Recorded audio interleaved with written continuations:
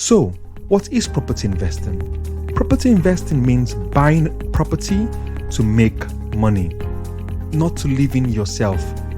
Instead of using the property as your own, you rent it out to other people.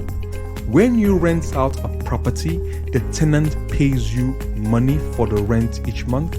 This rent money will help cover the cost of owning the property, like your mortgage, which is the biggest loan for buying a property. By charging a little bit more on the rent than what it costs you to own the house, you can make profits.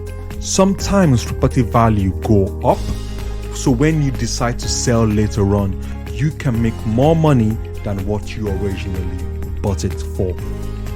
Property investing takes planning and managing your money wisely to ensure it's a good investment and that it will pay off in a long term.